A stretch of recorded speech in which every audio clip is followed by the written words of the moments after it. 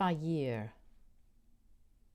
One of my informal mindfulness practices is I look up the etymologies of words every day, often, for decades. It's the meditative version of all-you-can-eat barbecue Lay's potato chips. I love barbecue potato chips, but at some point I have to say, one bowl is enough, or 1.5. I can't eat as many as I want every time I have some, which by the way is daily with lunch. But looking up etymologies, I can have another and another and yet another and then one more and then again another one. They form fractals of meaning in my awareness. Every time I look up a word's etymology, my mind expands in ways that joggle it loose from the larger binary system and into a spacious place of this and that and the other too, rather than this or that. Etymologies take me into the world of story, images, comparison, and yet another detail that complexifies my vision. This, that, and the other too is one of my favorite places to be. Sometimes I'm almost glad for having grown up with undiagnosed dyslexia. Out of decades of painful school days and feelings of shame, staring at the page with little sense-making, blurry, cryptic, dark marks moving so my mind could not decipher them, over time I became a lover of etymologies, because knowing a word's story and history gives it ballast. Letters slow, settle the paper, swap places more rarely. Not being able to read well also made me super grateful for kind teachers. Today, when a D and B, or C and S, or now becomes no, K-N-O-W, or N-O, or no, now, or since, S-E-N-S-E, S-I-N-C-E, or since, and etc., it is the uncommon, not the every moment. My dyslexia cultivated this, that, and the other too mindset taught me much about inclusivity, how truth always seems to have room for one more story, image, comparison, detail, for one more unique person. I'm meditating on my love of etymology because this weekend I found myself reading truly for fun, first time in a long time, because I finally finished a major project. I'm up for my 6-year excellence review at UC Berkeley. That's good fortune in itself, just to be up for it.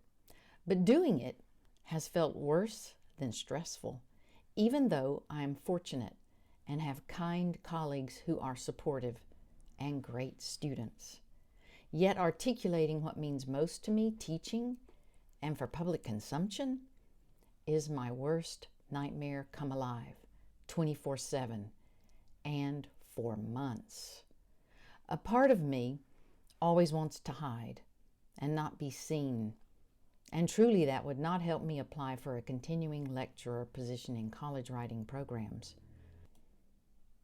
So I did what I had to do and tried as I went through the process to center students' voices, be self-compassionate, stay open of spirit, express my teaching philosophy and document my work, and express the gratitude I feel for this community.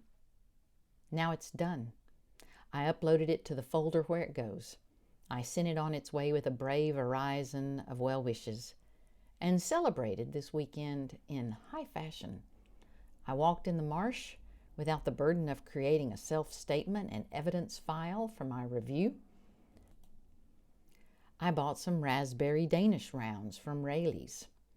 I started reading Abigail Thomas's What Comes Next and How to Like It, a memoir.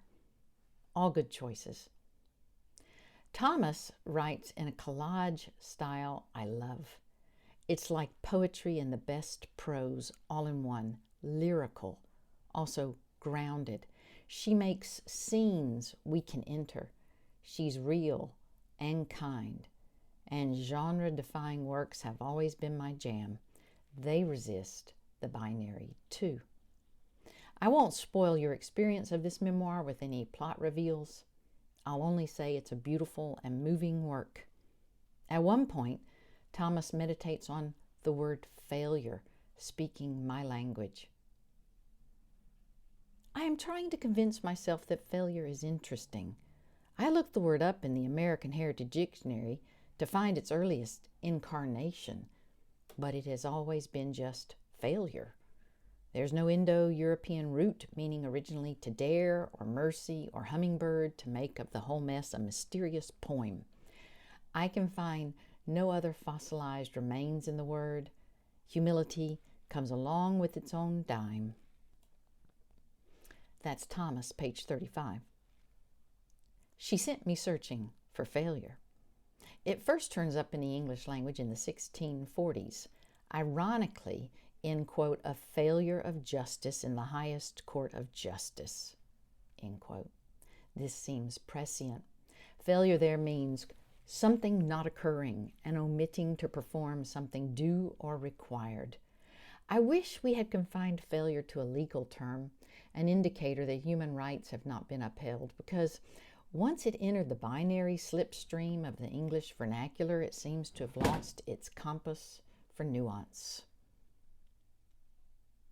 In English, failure early on had different meanings, too. A lapse, a slight fault, weakness, the fact of becoming exhausted, breaking down in health, declining in strength, and, what it means mostly today, not effecting one's purpose, lack of success. That last definition, not affecting one's purpose, seems to have become increasingly separated from a context of growing and recalibrating when we misstep or lapse or need to deepen our approach. The word failure seems mostly narrowed today to mean loser. Against that, a whole industry of self-help books has arisen, like Megan McArdle's The Upside of Down, Why Failing Well is the Key to Success, which I bought recently when a student recommended it. Even its title leans into the binary of up and down, failure and success. But what about the roots of failure? To find these, we go back a few centuries, almost a millennium even. In Old French, in faillir, from the early 12th century on, this word had abundant meanings, from lacking, absent, missing, short of, losing something, to destroy, breaking an agreement, letting down, being unsuccessful, collapsing, missing a target, diminishing, being unprofitable, weakening, ceasing, malfunctioning, not thriving, deceiving, and even not living a good life. And there's an Anglo-Norman dictionary in the blog. You find something similar in the 17th century in France. In my much-loved Dictionary of the French and English Tongues compiled by Randall Cotgrave, faillir means, and that's F-A-I-L-L-I-R, to fail, slip, slide, err, miss, mistake, misunderstand, offend, go astray, do amiss, also to omit, lack, want, also to quail, decay, fade, faint, or tire, also to deceive or disappoint, also to surcease, leave, end. If we dig further, we find that our failure comes not only from the Old French faillir, but that faillir is from the vulgar Latin F-A-I-L-L-I-R-E, from the Latin fallere, F-A-L-L-E-R-E, for trip, make, fall, and figuratively deceive, trick, cheat, be lacking or deficient. So at heart, failure has a pratfall. I like to think of it as we're doing our best and still stumble. We were aiming for the bullseye but hit the barn instead. Even lapse, one of failure's early meanings, has roots in lapsus, for a slipping and falling. Of course, this reminds me of my limping friend, the wise Nicolas Herman, or in French, Nicolas Herman. Brother Lawrence says to a friend of his who is discouraged, a nun, in letter 7 of my recent translation practice of the presence, that we all, quote, stumble, get distracted and discouraged. Here's the letter. Brother Lawrence writes, "You are telling me nothing new in your letter. You're not the only one who has distracting thoughts. The mind is extremely likely to wander, but the will is the mistress of all our powers and must draw the mind back and carry it to God as to its final end. When the mind has not been taught early on how to return to be led back to itself, it can develop some unhealthy habits of becoming distracted and scattered. These are difficult to overcome. These tendencies ordinarily drag us off to earthly things in spite of ourselves. I think that a solution for this is to admit our stumbles and humble ourselves before God. During set times of silent prayer, I advise you not to use many words. Long discourses often create distractions. Hold still before God in prayer like someone who is poor, who is unable to speak or walk, and who is waiting at the gate of a wealthy person. Do your best to keep your mind in God's presence. If it wanders or pulls away sometimes, don't be discouraged. Distress tends to distract the mind rather than to focus it. We must use the will gently to bring it back. If you persevere in this way, God will have mercy on you. An easy way of bringing your mind back during the set time of prayer and holding it there, more at rest, is not to let it wander much during the day. Hold it attentively in God's presence. As you get used to thinking of God from time to time, it will become easy to remain calm during times of prayer, or at least to bring the mind back when it wanders. In my other letters, I've already spoken at length with you about the benefits gained from this practice of the presence of God. Let's devote ourselves to it seriously and pray for each other. With his signature gentleness and calmness in mind, and with many talks coming up recently, I have been considering how much I need to feed myself good writing, good words, good reminders of what it means to be human. I think it's a universal thing, not just me.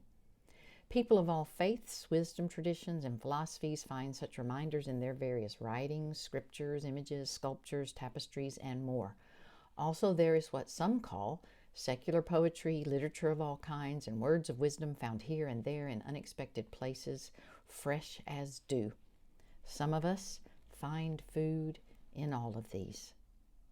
Lectio divina, or sacred reading, is how monks and nuns ate nourishing words in the communities that grew up around the teachings of Jesus, whose pedagogy was love. Bede names us animal ruminando, or a ruminating creature, meaning, as I think, ones who need nourishing soul food to chew on. Since I have dyslexia still, sometimes it's still hard for me to remember things, so I make mnemonics. Here's one I made for Lectio Divina, which merely means steeping in nourishing words that you like a lot, as I like to define it. Although Lectio Divina is organic and not at all linear, we humans like to intellectualize it. Flatten it, make it straight, aka give it, quote, steps. Trying to tame the wild. 1, 2, 3, 4, like that.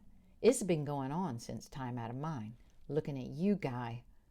Guigo II, or Guy, was a French Carthusian monk of the 12th century. He wrote Scala Claustralium, Epistola de Vita Contemplativa, or Ladder of Monks, Letter on the Contemplative Life.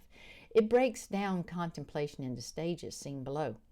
Lectio, meditatio, oratio, contemplatio. Read, meditate, pray, contemplate. My mind takes that and sees LMOC, Lectio, meditatio, oratio, contemplatio, and RMPC, read, meditate, pray, contemplate, and comes up with, after steeping in it a while, this mnemonic: reach my peaceful center, RMPC, and love my other companions, LMOC. These are more like clothespins to hold my thoughts on the line in the breeze, to flutter and dry, absorb the fresh smell of sun and wind.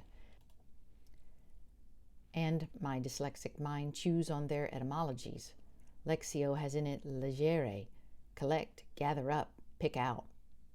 That reminds me reading is an active process, and read itself is cognate with reason and riddle. If instead of can you read this, we said can you riddle this, that to me is reading, riddling. Meditatio, meditate, is cognate with medicine from med, to take appropriate measures. And that etymology reminds me that being mindful, measuring life, is good medicine. Oratio is cognate with orator, oral, and comes from os, for mouth. Orare meant speak before a court or assembly, plead, also speak, pray to. And pray is cognate with precarious and has roots in ask earnestly, beg someone. Contemplatio, contemplation, has roots in either tem for cut or ten for stretch. A temple is a place dedicated to the service of a deity or deities, ground consecrated or set apart for the taking of auspices and the worship of a god, as one dictionary reminds. In other words, it's a place reserved or cut out, tem, from its surroundings and dedicated to such, or a place where string has been stretched, ten, ten, to mark off the consecrated ground. Think also of your temple, the flattened area on either side of your forehead, and we see temple's roots here in temp from ten for stretch, meaning stretched skin. Reach my peaceful center. Read, meditate, pray, contemplate.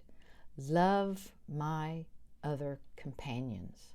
Lectio, meditatio, oratio, contemplatio also mean to me self-compassion and recognizing or remembering that I, my true self or love, am my own first companion and friend, and that all others are made in the image of love and are my companions.